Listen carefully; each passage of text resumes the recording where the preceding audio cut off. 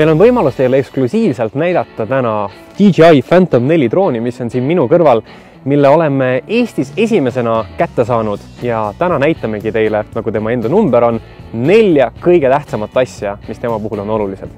DJI Phantom 4 puhul on hästi lahe see, et ta suudab objekte vältida ja selle jaoks on tal ees 2 sensorit, mis näitavad talle, et kas midagi võiks ta lennuteele ette jääda ja ta ei lenda nendele objektidele pihta. Ja tegelikult proovikski nüüd, et mis juhtub, kui ma proovin sellega vastu seina lennata.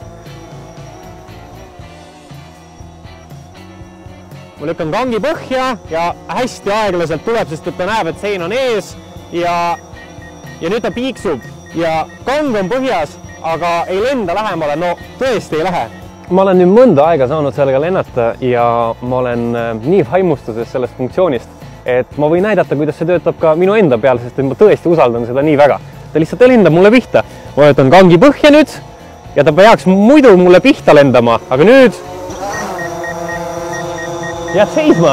Phantom 4 on saanud endale täiesti uue kaamera ja uus on nii sensor kui ka optika ja just optika ongi suurepärane, sellepärast et nurgad on kõvasti teravamad, kui see oli Phantom 3-l ja see oligi see, mis natukene võib-olla mõnda fotohuvilist võis kurvastada. Samamoodi ka kogu see gimbal on uus ja nüüd ta toetab kaamerat mõlemalt poolt, mis tähendab seda, et kaamera vibreerib kõvasti vähem, ehk siis videomehed on kindlasti asjaga väga rahul. Phantom 4 puhul on 3. ülioluline asi Active Track Regime, mis tähendab seda, et sõltumata sellest, kas inimese käes on pult või ei ole, või see on näiteks hoopis auto, siis ta suudab seda jälitada. Selleks tuleb ekraanil selekteerida siis see objekt, mida me soovime, et ta jälgiks. Ja nüüd see kaamera jääb alati mind jälgima, et ükskõik kuhu ma ka ei lähe, siis see kaamera jääb mind vaatama. Väga äge ja droon lennab tegelikult ka kaasa, kui ma lähen kaugemale.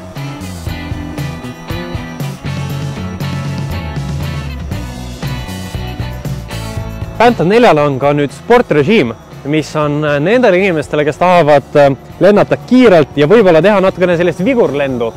Et kui muidu ta võib-olla ei ole kõige selline kiirem pill, siis sel hetkel, kui lülitada see lülitisid S-i peale, siis suudab ta lennata ka 20 meetrit sekundis, mida on tõesti väga palju ja muutub väga-väga teravaks.